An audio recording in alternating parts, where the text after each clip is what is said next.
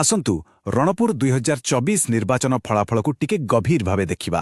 ଏହା କେବଳ ହାର ଜିତର କାହାଣୀ ନୁହେଁ, ଏହା ହେଉଛି ଜନତାଙ୍କ ରାୟ, ତାଙ୍କର ଏକ ବାର୍ତ୍ତା। ଆଉ ସେହି ବାର୍ତ୍ତାକୁ ଠିକ୍ ଭାବେ ବୁଝିବା ପାଇଁ ଆମକୁ ସଂଖ୍ୟାର ଗଭୀରତାକୁ ଯିବାକୁ ପଡ଼ିବ, ଆଉ ସବୁଠୁ ବଡ଼ କଥା, ଲୋକଙ୍କ ସ୍ୱରକୁ ଶୁଣିବାକୁ ପଡ଼ିବ। ଆମର ଏହି ପୂରା ବିଶ୍ଳେଷଣର କେନ୍ଦ୍ରବିନ୍ଦୁ ହେଉଛି ଓଡ଼ିଶାର ବିଧାନସଭା କ୍ଷେତ୍ର ନମ୍ବର 119 ରଣପୁର।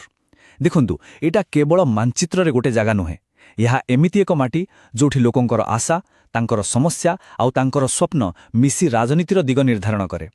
ଏହି ମାଟିକୁ ବୁଝିବା ହିଁ ଏହାର ରାଜନୀତିକୁ ବୁଝିବାର ପ୍ରଥମ ପହଞ୍ଚା। ଚଲନ୍ତୁ ଆରମ୍ଭ କରିବା ସବୁଠୁ ଗୁରୁତ୍ୱପୂର୍ଣ୍ଣ ସଂଖ୍ୟାରୁ, -15,544।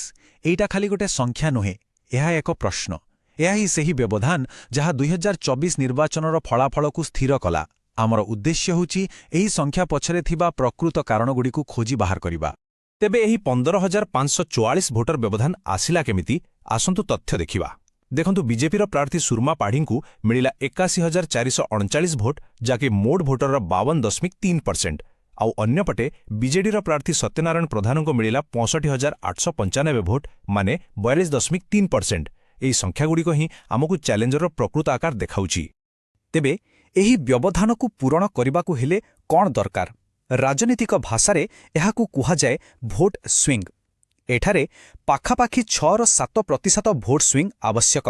ସରଳ ଭାଷାରେ କହିଲେ, ପ୍ରାୟ 10,000 ଭୋଟରକୁ ବିପକ୍ଷରୁ ନିଜ ଆଡ଼କୁ ଆଣିବାକୁ ପଡ଼ିବ। ଲକ୍ଷ୍ୟଟା ବଡ଼, କିନ୍ତୁ ଯେତେବେଳେ ଲକ୍ଷ୍ୟ ସ୍ପଷ୍ଟ ଥାଏ, ସେତେବେଳେ ହିଁ ଏକ ଭଲ ରଣନୀତି ତିଆରି ହୋଇପାରେ। ଗୋଟେ କଥା ମନେ ରଖିବା ଦରକାର, 2024ର ଫଳାଫଳ କିଛି ଗୋଟିଏ ଦିନରେ ହୋଇନାହିଁ।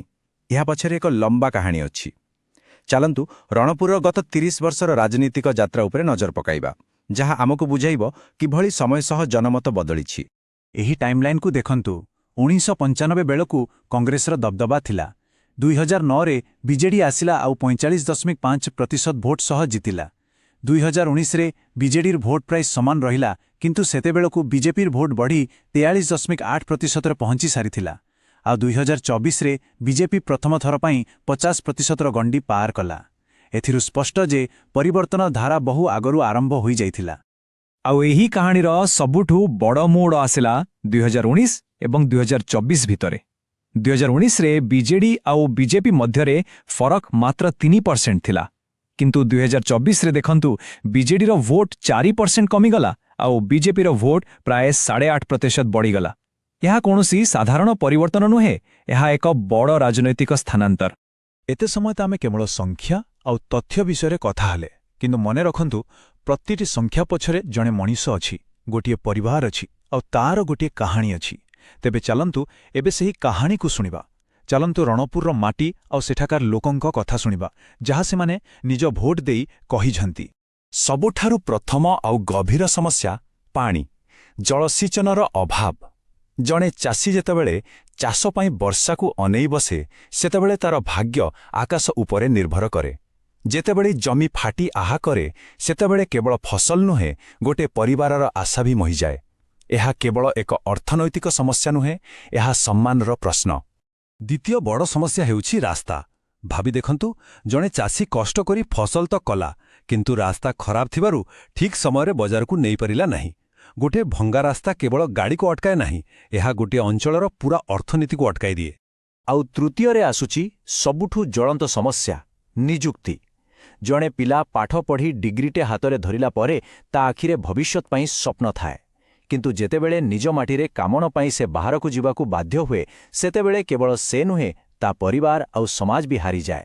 ବେକାରୀ କେବଳ ପକେଟ ଖାଲି କରେନି, ଏହା ଆତ୍ମବିଶ୍ୱାସକୁ ବି ଭାଙ୍ଗିଦିଏ। ଏହି ସ୍ଲାଇଡ୍ରେ ସେହି ସବୁ ସମସ୍ୟା ଏକାଠି ଅଛି: ଜଳସେଚନ, ରାସ୍ତା, ବେକାରୀ ଆଉ କୃଷି ସହାୟତା। ଦେଖନ୍ତୁ, ଏସବୁ କୌଣସି ଗୋଟିଏ ଗାଁର କଥା ନୁହେଁ, ଏଗୁଡ଼ିକ ପୁରା ନିର୍ବାଚନ ମଣ୍ଡଳୀର ସବୁଠାରୁ ବଡ଼ ଚିନ୍ତା। ଏହା ହିଁ ସେହି ସ୍ୱର ଯାହାକୁ ଶୁଣିବାର ଆବଶ୍ୟକତା ଥିଲା। ଜାଣିଛନ୍ତି, ତଥ୍ୟ ଆଧାରିତ ଏବଂ ଦାୟିତ୍ୱପୂର୍ଣ୍ଣ ଭାବେ କୁହାଯାଇଥିବା କଥା ହିଁ ସମ୍ମାନର ପ୍ରକୃତ ବାହକ। ଯେତେବେଳେ ଲୋକମାନେ ନିଜର ଆବଶ୍ୟକତା ବିଷୟରେ କହନ୍ତି, ତାହା କୋଳାହଳ ନୁହେଁ, ତାହା ହିଁ ଗଣତନ୍ତ୍ରର ହୃଦସ୍ପନ୍ଦନ। ଆମ ସମ୍ବିଧାନ ଆମକୁ ଏହି ଅଧିକାର ଦେଇଛି, ଆଉ ଏହାର ସମ୍ମାନ କରିବା ହିଁ ଶାସନର ପ୍ରକୃତ କର୍ତ୍ତବ୍ୟ। ଲୋକଙ୍କ ସମସ୍ୟା ତ ବୁଝିଲେ, ଏବେ ଆସନ୍ତୁ ଅଭିଯାନ ଭିତରକୁ ଟିକେ ଦେଖିବା। କୌଣସି ରଣନୀତି କରିବା ଆଗରୁ ନିଜର ଶକ୍ତି କ'ଣ ଆଉ ଦୁର୍ବଳତା କ'ଣ ତାକୁ ସଚୋଟ ଭାବେ ଜାଣିବା ବହୁତ ଜରୁରୀ। ଦେଖନ୍ତୁ, ଏଠାରେ ଶକ୍ତି ଥିଲା ଏକ ମଜବୁତ ତୃଣମୂଳ ସ୍ତରର କ୍ୟାଡର ନେଟୱାର୍କ ଆଉ ଜଣେ ଅଭିଜ୍ଞ ସ୍ଥାନୀୟ ନେତା। କିନ୍ତୁ ଅନ୍ୟପଟେ ଦୁର୍ବଳତା ବି ଥିଲା, ଯେମିତିକି ପରାଜୟ ପରେ କର୍ମୀଙ୍କ ମନୋବଳ କମ୍ ଥିଲା ଆଉ ସହରାଞ୍ଚଳରେ ପହଞ୍ଚ ବି ସେତେ ଭଲ ନଥିଲା। ସେହିଭଳି ବାହାର ପରିସ୍ଥିତିରେ କିଛି ସୁଯୋଗ ଥିଲା ଆଉ କିଛି ବିପଦ। ପାଣି, ରାସ୍ତା, ଚାକିରି ଭଳି ପ୍ରକୃତ ପ୍ରସଙ୍ଗ ଉପରେ ଏକ କାହାଣୀ ଗଢ଼ିବାର ଭଲ ସୁଯୋଗ ଥିଲା।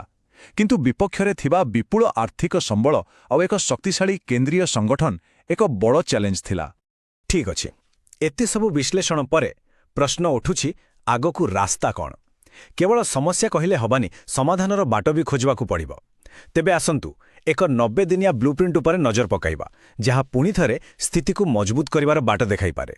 ଏହି ରଣନୀତି ଏକ ଚତୁର୍ମୁଖ ସିଦ୍ଧାନ୍ତ ଉପରେ ଆଧାରିତ, ମାନେ 4ଟି ଦିଗ ଉପରେ ଏକା ସାଙ୍ଗରେ କାମ। ପ୍ରଥମତଃ, ନିର୍ବାଚନୀ ସ୍ତରରେ ପ୍ରତ୍ୟେକ ବୁଥ୍ ଉପରେ ଫୋକସ୍। ଦ୍ୱିତୀୟରେ, ଲୋକଙ୍କ ପାଇଁ ବାର୍ତ୍ତା, ଯାହା ସରଳ, ସିଧାସଳଖ ଆଉ ସ୍ଥାନୀୟ ପ୍ରସଙ୍ଗ ଉପରେ ହେବ। ତୃତୀୟରେ, ସାଂଗଠନିକ ସ୍ତରରେ ଟେକ୍ନୋଲୋଜି ବ୍ୟବହାର କରି ସଂଗଠନକୁ ଆହୁରି ମଜବୁତ କରିବା। ଆଉ ଚତୁର୍ଥରେ, ସମ୍ବଳର ସଠିକ୍ ବ୍ୟବହାର। ଏହି 90 ଦିନର ଯୋଜନାକୁ 3ଟି ପର୍ଯ୍ୟାୟରେ ଭାଗ କରାଯାଇଛି। ପ୍ରଥମ 30 ଦିନ ହେଉଛି ପ୍ରସ୍ତୁତି, ଦ୍ୱିତୀୟ 30 ଦିନ ହେଉଛି ଲୋକଙ୍କ ପାଖରେ ପହଞ୍ଚିବା, ଯାହାକୁ ଆମେ ଆଉଟ୍ରିଚ୍ କହୁଛୁ, ଆଉ ଶେଷ 30 ଦିନ ହେଉଛି ଆକ୍ଟିଭେସନ୍, ମାନେ ସମର୍ଥକଙ୍କୁ ଭୋଟ ଦେବା ପାଇଁ ସକ୍ରିୟ କରିବା। ଏହା ଏକ ଶୃଙ୍ଖଳିତ ପ୍ରକ୍ରିୟା। ଆଜିକାଲିର ଡିଜିଟାଲ ଦୁନିଆରେ ଯୋଗାଯୋଗର ମାଧ୍ୟମ ବଦଳି ଯାଇଛି। ଯୁବକ, ଚାଷୀ ଆଉ ମହିଳାମାନଙ୍କ ପାଇଁ ଅଲଗା ଅଲଗା ବାର୍ତ୍ତା ଦରକାର। ହ୍ୱାଟ୍ସଆପ୍, ଫେସବୁକ୍ ଆଉ ସ୍ଥାନୀୟ ଓଡ଼ିଆ ଭାଷାରେ ଛୋଟ ଛୋଟ ଭିଡିଓର ବ୍ୟବହାର ଜରୁରୀ। ହ୍ୟାଶଟ୍ୟାଗ୍ ନୂଆଅଣପୁର ବଢ଼ିବ ଭଳି ଏକ ହ୍ୟାଶଟ୍ୟାଗ୍ ଅଭିଯାନ ଆଉ ଲୋକଙ୍କ ମତାମତ ପାଇଁ ଏକ ହ୍ୱାଟ୍ସଆପ୍ ହେଲ୍ପଲାଇନ୍ ବହୁତ କାମରେ ଆସିପାରେ। ଡିଜିଟାଲ ମାଧ୍ୟମ ବ୍ୟବହାର କରିବା ବେଳେ ଗୋଟିଏ କଥା ସବୁବେଳେ ମନେ ରଖିବା ଦରକାର, ଡିଜିଟାଲ ଟ୍ରଷ୍ଟ। ଲୋକଙ୍କ ବ୍ୟକ୍ତିଗତ ତଥ୍ୟ ସଂଗ୍ରହ କରିବା ବେଳେ ତାଙ୍କର ଗୋପନୀୟତା ଆଉ ସମ୍ମତିକୁ ସମ୍ମାନ ଦେବାଟା କେବଳ ଗୋଟେ ଆଇନଗତ କଥା ନୁହେଁ, ଏହା ବିଶ୍ୱାସ ସ୍ଥାପନ କରିବାର ପ୍ରଥମ ପାହାଚ। କାରଣ ବିଶ୍ୱାସ ନଥିଲେ ଜନାଦେଶ ମିଳିବ ନାହିଁ। କିନ୍ତୁ ଏସବୁ ରଣନୀତି, ଏତେ ପରିଶ୍ରମ, ଏସବୁର ଶେଷ ଲକ୍ଷ୍ୟ କ'ଣ? କେବଳ ଗୋଟେ ନିର୍ବାଚନ ଜିତିବା? ନା, ପ୍ରକୃତ ଉଦ୍ଦେଶ୍ୟ ଏହାଠୁ ବହୁତ ବଡ଼। ପ୍ରକୃତ ଉଦ୍ଦେଶ୍ୟ ହେଉଛି ଲୋକଙ୍କ ଦ୍ୱାରା ମିଳିଥିବା ଜନାଦେଶକୁ ସେମାନଙ୍କ ପାଇଁ ଶାସନରେ ପରିଣତ କରିବା। ଏଠାରେ ଏକ ବଡ଼ ପ୍ରଶ୍ନ ଆସୁଛି, କ'ଣ କେବଳ ଗୋଟିଏ ଭଲ ବ୍ଲୁପ୍ରିଣ୍ଟ କିମ୍ବା ରଣନୀତି 15,544 ଭୋଟର ଏହି ବିଶାଳ ବ୍ୟବଧାନକୁ ପୂରଣ କରିବା ପାଇଁ ଯଥେଷ୍ଟ? ବୋଧହୁଏ ନୁହେଁ। ଗୋଟିଏ ଯୋଜନା ବାଟ ଦେଖାଇପାରେ, କିନ୍ତୁ ସେହି ବାଟରେ ଚାଲିବା ପାଇଁ ସଚ୍ଚୋଟତା, ନିଷ୍ଠା ଆଉ ଲୋକଙ୍କ ପ୍ରତି ଗଭୀର ସମ୍ମାନ ଦରକାର। ଆଉ ଶେଷରେ କଥା ଆସି ସେଇଠି ପହଞ୍ଚୁଛି, ରାଜନୀତିର ଊର୍ଦ୍ଧ୍ୱରେ ଥିବା ଉଦ୍ଦେଶ୍ୟ। ଏହି ସମସ୍ତ ବିଶ୍ଳେଷଣ, ତଥ୍ୟ ଆଉ ରଣନୀତିର ପ୍ରକୃତ ଲକ୍ଷ୍ୟ ହେଉଛି ଶାସନ ଏବଂ ଜନସେବା। ଏହା ହିଁ ପ୍ରକୃତ ଉଦ୍ଦେଶ୍ୟ ଯାହା ରାଜନୈତିକ କାର୍ଯ୍ୟକୁ ଅର୍ଥପୂର୍ଣ୍ଣ କରେ। ଯଦି ଆପଣ ଜଣେ ଜନକେନ୍ଦ୍ରିକ ନେତା ହେବାକୁ ଏବଂ ଆପଣଙ୍କର ନିର୍ବାଚନ ମଣ୍ଡଳୀର ଉନ୍ନତି କରିବାକୁ ଚାହୁଁଛନ୍ତି, ତେବେ blueprintstrategies.ai ସହିତ mgr@blueprintstrategies.ai ରେ ଯୋଗାଯୋଗ କରନ୍ତୁ କିମ୍ବା 08042041602 ରେ କଲ୍ କରନ୍ତୁ। ରାଜନୀତିର ଊର୍ଦ୍ଧ୍ୱରେ ଉଦ୍ଦେଶ୍ୟ।